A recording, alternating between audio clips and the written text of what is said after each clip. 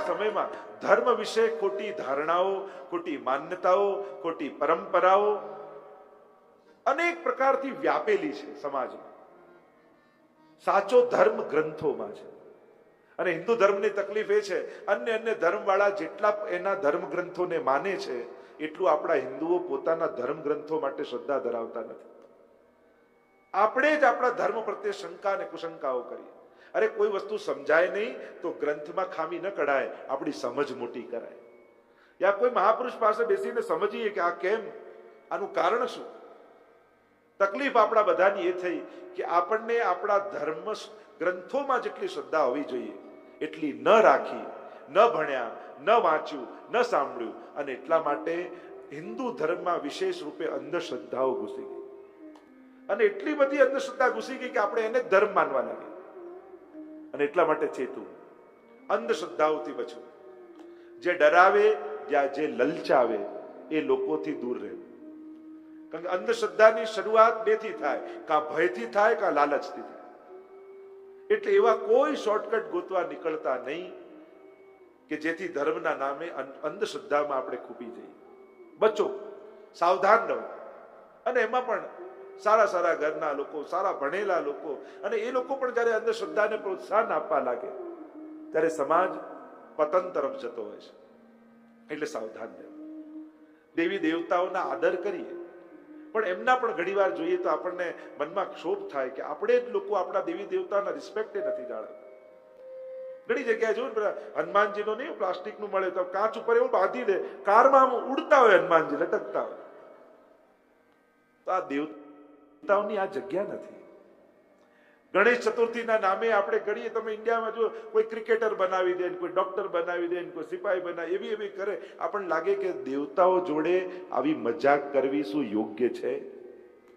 શું બીજા પાત્રો આપણી પાસે રહ્યા નથી કે આપણા દેવી દેવતાઓની આવી દુર્દશા? આપણે કોઈ ધર્મ વાળા પોતાના ભગવાન કે દેવી દેવતાઓ સાથે આવી રમત કરતા નથી. આપણે મોડર્નિઝમના નામે, છોકરાઓને સમજાવવાના નામે, એમને ખબર પડે ને એના નામે ભલે કાર્ટૂનની ગમે તેટલી મૂવી બનાવો, બાળકોને સમજાવવા, પણ થોડા વર્ષો પછી એવું લાગશે કે આ કોઈ કાર્ટૂનનું કેરેક્ટર છે, ભગવાન નથી. સરળ કરવામાં છીછરું ન કરી નાખો, એમની મહત્તા ન ગુમાવી દઈએ, એની સાવધાની આપણે બધા રાખીએ, એમને સમજાવીએ, પણ એ ભગવાન છે, એ મહત્તા ગુમાવ્યા વગર એમની સુધી પહોંચાડો. પણ જ્યારે તમે સહેલું કરવામાં એમની મહત્તા ગુમાવી અને એમને કેવલ રમકડું બનાવી દેશો તો થોડા ટાઈમ પછી લોકો એને રમકડું જ માનશે. કોઈ ધર્મ વાળા એવું કરે છે? આપણે લોકો હિન્દુ સમાજે થોડુંક જાગૃતિ, થોડીક અહોભાવ, થોડી ડિગ્નિટી આપણા દેવી દેવતાઓ, ધર્મ ગ્રંથો, મહાપુરુષો એ પ્રત્યે આપણે નહીં રાખીએ ને તો આ બધું ગુમાવી રહ્યા છે, આ બધું પહોંચાડી નથી રહ્યા. આપણને અત્યારે ભલે એમ લાગે કે આપણે અમારા બાળકો આનાથી રમે છે, પણ એ રમે છે ભગવાન માનીને કે રમકડું માની?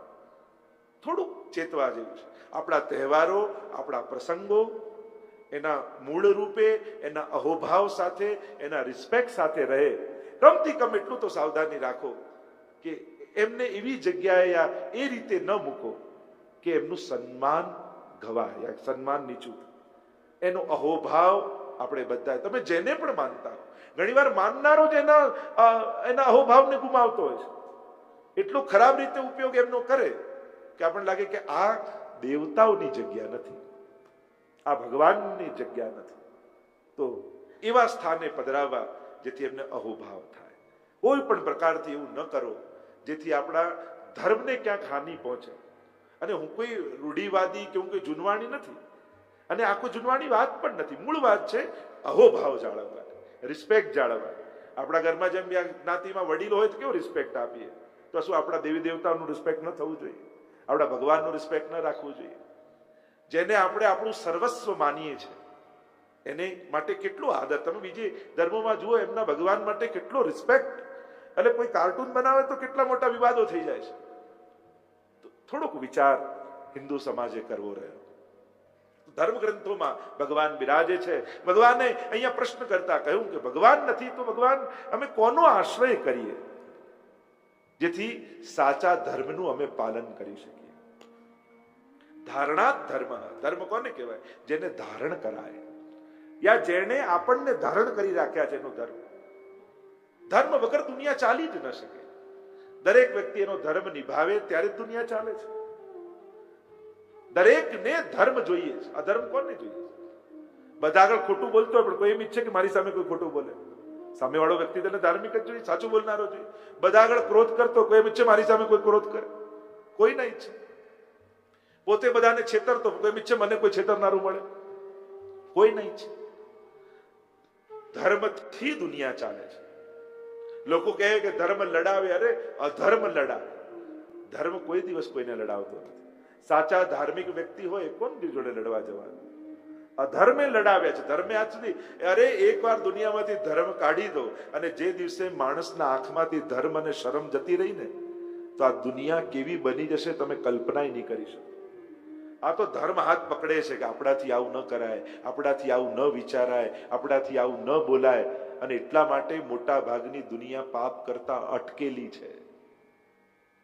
અત્યારે દુનિયાને સંગઠિત અને શાંત રાખવા માટે સાચા ધર્મની વિશેષ જરૂર છે. નહીં તો આ દુનિયા જંગલ બની જશે. જે દિવસે માણસને એકબીજાના આંખની શરમ નહીં રહે ને, કેવી દુનિયા થઈ જશે વિચાર તો કરો. ખાલી કલાક માટે ભગવાન ધર્મ ઉપાડી લે. અરે ધર્મ તો શું, ખાલી દુનિયાના દરેક દેશો કલાક માટે પોતાની પોલીસ પાછી ખેંચી લે, સમાજને કે તમારે જે કરવું એ કરો. વિચાર કરો શું દુનિયાનું થાય. કાયદો ખસેડી લે તો આવી દશા થાય, તો ધર્મ ભગવાન ખસેડી લે તો દુનિયાની શું દશા થઈ જાય. અને એટલા માટે આ બધું એનાથી સચવાયેલું છે. અને એટલા માટે દુનિયાને અત્યારે ઉત્તમ બનાવવા માટેનો એક જ રસ્તો છે કે દરેકના જીવનમાં ભક્તિનો ઉદય થાય. કારણ કે જો ભાવ જાગશે, પ્રેમ જાગશે, તો જ માણસો ટકી રહેશે. બાકી કાયદો એ ક્યાં રોકી શકે છે માણસ? આજે દરેક દેશો પોતાના કાયદાઓ કડક કરતા જ જાય, કરતા જ જાય, કરતા જ જાય, છતાંય એ દેશમાં અપરાધો વધતા જ જાય, વધતા જ જાય, વધતા જ જાય. જો કાયદો રોકી શકતો હોત તો બધું અટકી જાત. નથી રોકી શકતો. આ તો આંખની શરમે રોકી રાખ્યા છે. આ તો ધર્મે અને આપણા સંસ્કારોએ રોકી રાખ્યા છે કે આપણે શું કરાય, શું ન કરાય. જો આ બધું જતું રહે, એટલે જ દુનિયાને સુંદર બનાવવા માટે ખૂબ ધર્મનો પ્રચાર કરો અને સાચો ધર્મ લોકોના હૃદયમાં પ્રગટાવો. આપમેળે દુનિયા સુંદર થવા લાગશે. આમ 6 પ્રશ્નો કર્યા અને મનુષ્યનું પરમ કલ્યાણ શેમાં છે એ જ્યારે પ્રશ્ન કર્યો હતો અને એનો ઉત્તર આપતા સુતજી બોલ્યા, કેવલ ને કેવલ ભગવાનની ભક્તિ દ્વારા જ મનુષ્યનું પરમ કલ્યાણ છે. એક વાત હૃદયમાં ભક્તિ પ્રગટીને પછી માણસ સાચા અર્થમાં માણસ બને છે. સારો માણસ જ સારો ભક્ત બની શકે છે. તમે કોઈ પણ ધર્મ પાળતા હો, જ્યાં સુધી સારા માણસ નથી ત્યાં સુધી તમે સારા ભક્ત નહીં બની શકો. તમે તે ધર્મ ના હોય, તમે ગમે તેટલું મોઢે કરી લીધું, વાંચી લીધું, આવડી ગયું, પણ સારો ભક્ત બનવા માટે સારા માણસ બનવું એ બહુ જરૂરી છે. અને એટલા માટે લોકો કહેતા ને કે એક ઉનાળાના દિવસો હતા અને બહુ તાપ હતો, એટલે ફકીર ત્યાંથી નીકળ્યો અને દુકાન પર શેઠજી બેઠા હતા. એટલે ફકીરે કહ્યું કે શેઠજી બહુ તરસ લાગી છે, પાણી પાવો ને. શેઠજી કહ્યું કે ઉભા રહો, હમણાં માણસ આવે ને તમને આપે છે. હવે પેલો તો ઉભો રહ્યો બિચારો ભિક્ષુક. અડધો કલાક થઈ ગયો ને એનું ગળું એવું સુકાવા લાગ્યું, ચક્કર આવવા લાગ્યા. એટલા ગરમીના દિવસો ને એનું તરસ એવી લાગી, આટલા સમયથી પાણીની એક બૂંદ ગળામાં ઉતરી નથી. એટલે કહ્યું કે શેઠજી પાણી આપો ને. કહ્યું ને તને કે હમણાં માણસ આવે છે, ના આપે છે, ઉભો રહી જાય. પાછો કલાક થઈ ગયો, કોઈ ના આવ્યું ને પેલાને તો ચક્કર આવવા લાગ્યા ને જાણે હમણાં પડી જશે ચક્કર ખાઈને એવી દશા થઈ ગઈ. ફરી કહ્યું કે શેઠજી પાણી આપો ને. કહ્યું ને કે હમણાં માણસ આવીને આપે છે. ત્યારે પેલા ભિક્ષુકે કહ્યું કે શેઠજી થોડી વાર માટે તમે માણસ બની જાઓ ને. માણસ આવીને આપે છે, માણસ આવ્યો, થોડી વાર તમે માણસાઈ કરો ને, તમે માણસ થાવ ને. સારો માણસ હોય એ જ સારો વૈષ્ણવ કે જે તમે ધર્મ કહો, સારા માણસ થવું પહેલા બહુ જરૂરી છે. અને આ કથા સારા માણસ બનાવવાનું કામ કરે છે. અને એટલા માટે કથાની આવશ્યકતા છે સમાજમાં. કેટલાના જીવનને બદલતા જોયા છે. હમણાં થોડા દિવસ પહેલાની વાત, એક બેન અમેરિકા રહેતા હતા અને મારે અમેરિકામાં કથા, અને ખૂબ મોટા જોબમાં સ્થાન પર કામ કરે, મોટું ઘર, ખૂબ સુખી. કથામાં કંઈક પ્રસંગ નીકળ્યો હશે ને મેં મા બાપની સેવા ઉપર કંઈક કહ્યું હશે અને કહ્યું કે મોકો મળ્યો છે તો ચૂકતા નહીં.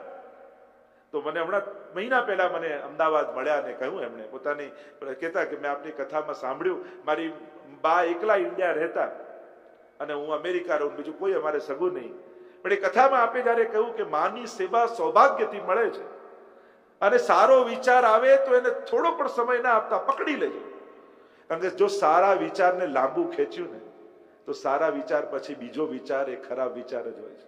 સારા વિચાર પછી બીજો વિચાર વધારે સારો વિચાર નથી હોતો, એનું જ નેગેટિવ રૂપ બીજો વિચાર હોય છે. અને એને વાત પકડીને કે મને થયું કે હું ઇન્ડિયા બા પાસે જાઉં, બધું જ છોડી બાની સેવા કરવા એ પહોંચી ગયા. 3 મહિના બા જીવ્યા અને હમણાં મને મળ્યા એ બહેનને કહ્યું કે જો એ વાત મેં આપની કથામાં ન સાંભળી હોત તો ગુજરી ગયા પછી બાને મળવા ગઈ હોત, પણ આપની કથા સાંભળી મને બાની સેવા કરવાનો મને લાભ મળ્યો.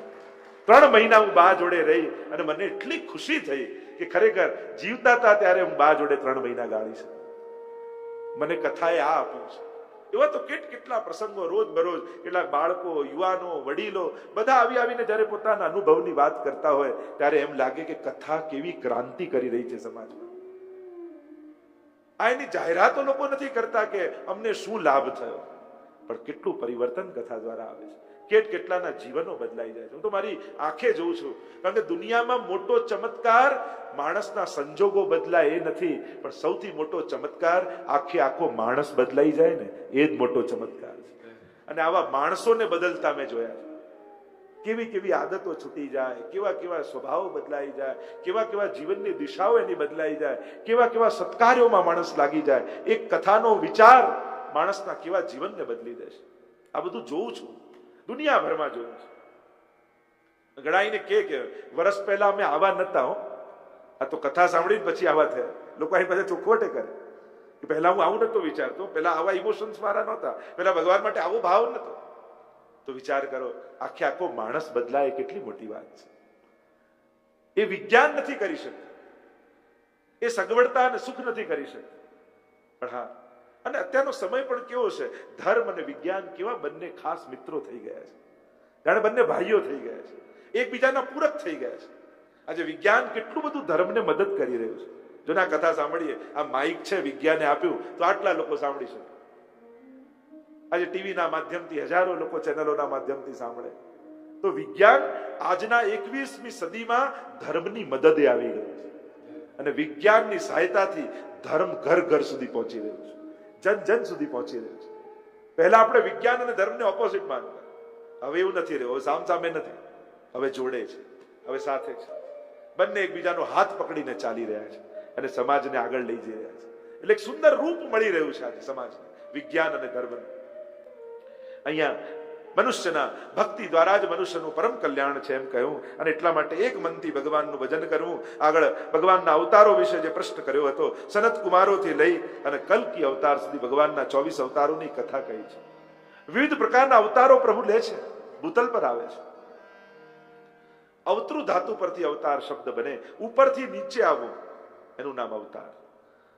ભગવાન અનેક ભક્તો પર કૃપા કરવા માટે ભૂતલ પર આવે છે.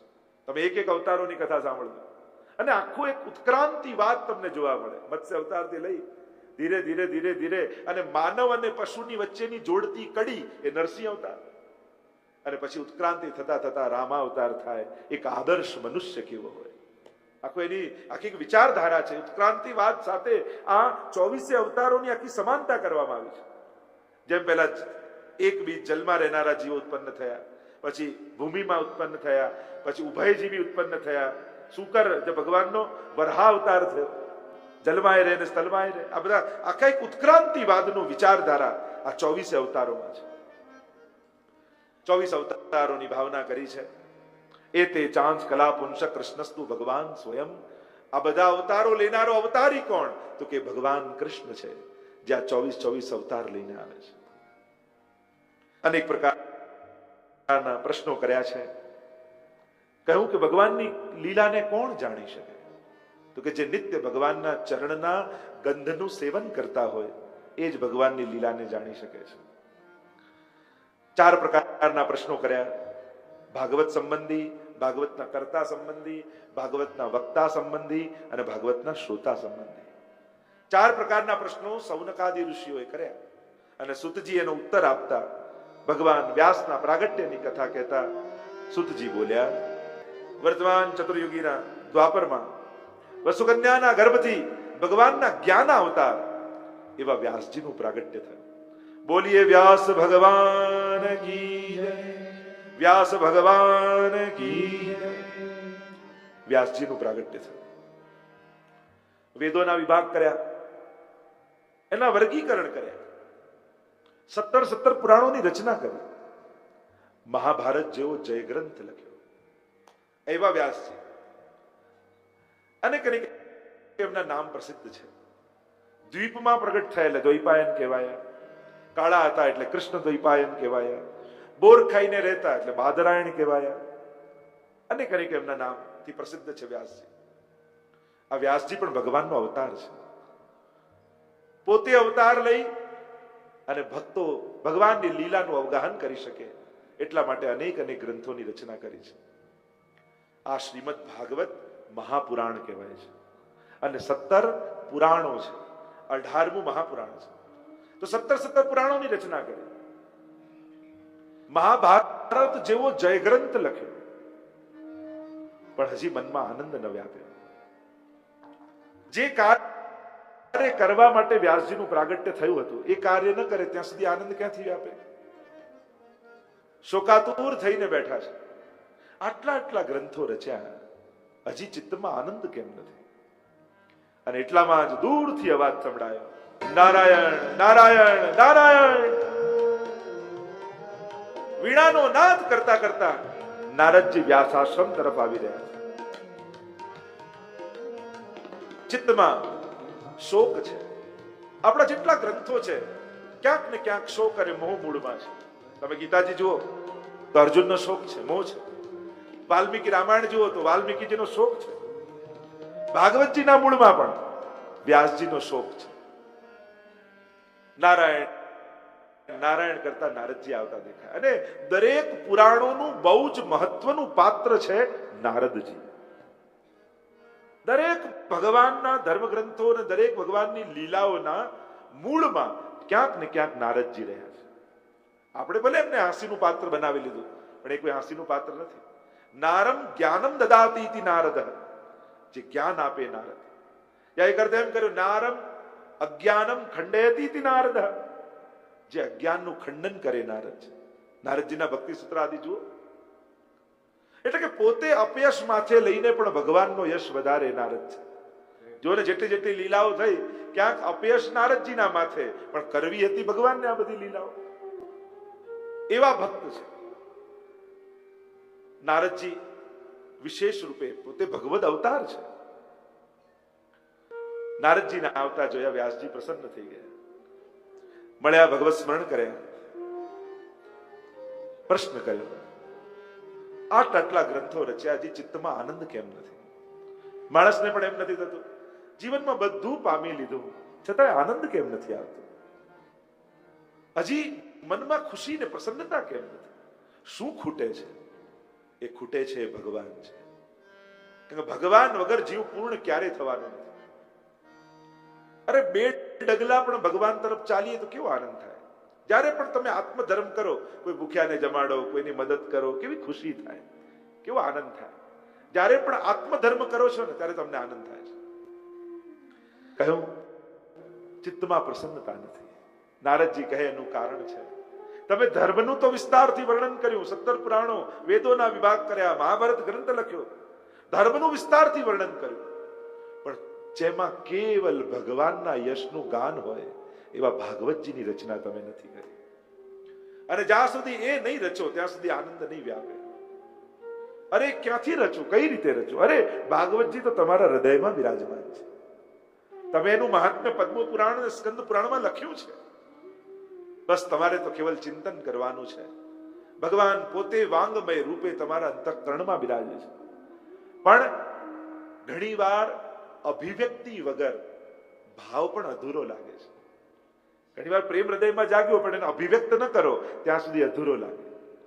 અને પ્રેમ જ્યારે અભિવ્યક્ત થાય ત્યારે એના પૂર્ણ રૂપે વ્યાપતો હોય છે, ત્યારે એનો પૂર્ણ આનંદ આપતો હોય છે. એમ તમારા અંતઃકરણમાં ભાગવતજી છે. હે વ્યાસજી, ભાગવતજીની રચના કરો. કે જેમાં કેવલ ભગવત પ્રેમનું વર્ણન હોય. નારદજી કહેવા લાગ્યા કે મારી સામે જુઓ, કેવલ તમને ઉપદેશ નથી આપતો, મેં મારા જીવનમાં અનુભવ્યું છે. પોતાના ગત જન્મની વાત કરતા નારદજી કહેવા લાગ્યા કે ગત જન્મમાં હું દાસીનો પુત્ર હતો. અમારા ગામમાં કેટલાક મહાત્માઓ આવ્યા. પિતા તો નાનપણમાં જ મને મૂકીને ગુજરી ગયેલા. એક માં જોડે હું રહું, બધાની ચાકરી કરે માં, અને મારી માને ત્યાં ચાકરીમાં રાખી દીધી. રોજ સત્સંગની સભા થાય, કીર્તનો ગવાય, હું પાછળ ઊભો બધું સાંભળું. બાળક હતો હું, પણ બાલિશતા મારી અંદર નહોતી. મેં મારા અંતઃકરણને સત્સંગ સાંભળી મહાપુરુષોની વાણી દ્વારા મારું અંતઃકરણ ક્યારે પવિત્ર થઈ ગયું મને ખબર ન પડી. અને જ્યારે અંતઃકરણ પવિત્ર થયું, ચાતુર્માસ ક્યાં પૂરો થઈ ગયો ખબર ન પડી. અને હવે તો મહાત્માઓ ગામ છોડીને જવા લાગ્યા. અને જ્યાં જવા લાગ્યા ત્યારે મને સમજાયું કે આમનું મારા જીવનમાં કેટલું મહત્વ થઈ ગયું છે. આમના વગર હું કેમ જીવીશ? ચરણોમાં હું પડી ગયો અને વિનંતી કરી કે મને પણ સાથે લઈ જાઓ. મહાત્માઓએ કહ્યું કે તું તારી માનો એકનો એક દીકરો, અને જો હું તમને સાથે લઈ જાઉં તો તારી માનું બીજું કોણ? અને જ્યાં સુધી ભગવદ આજ્ઞા તારી માં તને આજ્ઞા ન આપે ત્યાં સુધી અમે તને સાથે ન લઈ જઈ શકીએ. જો ભાગવતમાં છે ને, સંન્યાસીઓના ઓછી વાતો છે, ગ્રહસ્થીઓની જ વધારે ચર્ચાઓ છે. અને હવે એમે દુનિયામાં જેટલા સંન્યાસીઓ છે એટલા બહુ છે, હવે સારા ગ્રહસ્થોની વધારે જરૂર છે. સંન્યાસી જેટલા છે એમને વંદન, હવે સારા ગ્રહસ્થોની આવશ્યકતા છે. સારા પિતા, સારા માતા, સારા ભાઈ, સારા બહેન, સારા પતિ, સારા પત્ની, આદર્શ સંબંધીઓની વધારે જરૂર છે. એટલે મને તો ઘણી વાર એમ થાય કે જ્ઞાતિઓમાં જે ધંધામાં ને આગળ ગયા એમના તો સન્માન થાય જ, પણ જ્યારે જ્ઞાતિ છે સંબંધોથી જોડાયેલી છે, એટલે સંબંધીઓના પણ સન્માન થવા જોઈએ. કે જે વડીલે આખું કુટુંબ જોડીને રાખ્યું હોય તો એનું એક પિતા તરીકે સન્માન થવું જોઈએ. એક વહુએ આખું ઘર સાચવીને રાખ્યું હોય તો એક વહુનું સન્માન થવું જોઈએ. એક માએ એના આખા પરિવારને જાળવીને રાખ્યું હોય તો એક માનું સન્માન થવું જોઈએ. સંબંધોના સન્માનની હવે સમાજને જરૂર છે, જેથી સમાજને સંબંધ સાચવવાની પ્રેરણા મળે. આપણે ધંધો કરવાની તો પ્રેરણા આપીએ છીએ, આપણે ભણવાની પ્રેરણા આપીએ છીએ, પણ સમાજ જેનાથી ગૂંથાયેલું છે એના માટે લોકોને એન્કરેજ, પ્રેરિત નથી કરતા. એના માટે પણ પ્રેરિત કરો, સંબંધો નિભાવવા માટે પ્રેરિત કરો. જો સમાજનું કેવું સુંદર સ્વરૂપ થાય છે. આના પણ એવોર્ડ હોવા જોઈએ કે જ્યારે પારિવારિક સફળ કોઈ થયું હોય, એવા જો પ્રેરિત કરવામાં આવશે તો સમાજને સારી પ્રેરણાઓ મળશે. કહ્યું કે માની આજ્ઞા લે તો જ તને લઈ જઈએ. સંન્યાસની પણ એવો નિયમ છે, તમારા ઘરમાં તમારો જે સંબંધી વડીલ હોય એ તમને હા ન પાડે ત્યાં સુધી સંન્યાસ દીક્ષા ન અપાય. એવો સંન્યાસનો વિવેક છે. એટલે આચાર્યોના અને મહાપુરુષોના જીવન ચરિત્ર, મહાપ્રભુજીના જીવન ચરિત્રમાં પણ જયારે ભગવદ આજ્ઞા થઈ સંન્યાસની, હવે આજ્ઞા કઈ રીતે લેવી? તો પર્ણકુટીમાં બિરાજેલા છે ને એમાં અગ્નિ લાગી, અને જયારે કહ્યું અક્કાજી કે બહાર નીકળો, બહાર નીકળો, ત્યારે એને આજ્ઞા માનીને ગયા. એવું મહાપુરુષોના ચરિત્રમાં આવે છે. સ્વજનોની આજ્ઞા વગર સંન્યાસે લેવાતું નથી, એવી હિન્દુ ધર્મનો વિવેક છે. માએ ના પાડી, તું જતો રે તો મારું કોણ? મહાત્માઓ તો ગયા. નારદજી કહેવા લાગ્યા કે એકવાર મારી માં ગૌશાળામાંથી જતી હતી, સર્પે દંશ દીધો, મૃત્યુ પામી. હવે મને કોઈ રોકનારું ન રહ્યું. ઉત્તર દિશા તરફ હું આગળ નીકળ્યો. ભગવત નામ લેતા લેતા પર્વતો, નદીઓ, જંગલોને પસાર કરતા કરતા એક વિશાળ વૃક્ષ દેખાયું. એની નીચે હું બેઠો, આંખ બંધ કરીને પરમાત્માનું ધ્યાન કર્યું. પરમાત્મા ધ્યાનમાં આવ્યા અને મને આજ્ઞા કરી કે થોડા જ સમયમાં હવે પ્રલય આવવાનું છે, બધું જ ડૂબી જશે, બધું જ સમાપ્ત થઈ જશે, અને ફરી સૃષ્ટિનું સર્જન કરીશ, ત્યારે તમે મારો અવતાર ધારણ કરીને પ્રગટ થજો. નારદજી કહેવા લાગ્યા, આ મહાત્માઓના સંગથી ભગવાનની ભક્તિ મારા હૃદયમાં પ્રગટી, અને વિશુદ્ધ ભક્તિને કારણે સૃષ્ટિનું સર્જન થયું, અને ભગવાનના અવતાર રૂપે મારો પ્રાગટ્ય થયું છે. બોલો નારદ ભગવાન. નારદજી કહ્યું, વ્યાસજી, જેમાં વિશુદ્ધ ભક્તિનું વર્ણન છે એવી ભાગવતજીની આપ રચના કરો. નારદજી તો નારાયણ નારાયણ કરતા પધાર્યા. અહીંયા વ્યાસજી સરસ્વતીમાં સ્નાન કરી અને સમાધિમાં બિરાજ્યા છે. ભાગવતજીમાં 3 ભાષા છે મહાપ્રભુજી કહે, સમાધિ ભાષા, લૌકિક ભાષા અને પરમત ભાષા. સમાધિમાં બિરાજ્યા અને ભાગવતજીના એક પ્રસંગો વ્યાસજીના ચિત્તની સન્મુખ પ્રગટ થવા લાગ્યા. ઋષિ કોને કહેવાય? મંત્રો બનાવે એને ઋષિ ન કહેવાય. જે ધ્યાનમાં મંત્રોને જુએ એ ઋષિ. ઋષિઓએ મંત્રો બનાવ્યા નથી. ઋષય મંત્ર દ્રષ્ટારઃ, એમ ઋષિની વ્યાખ્યા સંસ્કૃત સાહિત્યમાં કરી. જેણે મંત્રોને જોયા એને કહેવાય ઋષિ. આ બધા ઋષિ મંત્રોને ધ્યાનમાં જુએ છે. આ તો બધું ઈશ્વર વાણી છે, વેદ વિશ્વાસ છે. મંત્ર ને ઋચા બંનેની જે વાત છે. આમ ધ્યાન મગ્ન બન્યા, સમાધિમાં બિરાજ્યા અને ભાગવતજીની એક કથાઓ પ્રગટ થવા લાગી.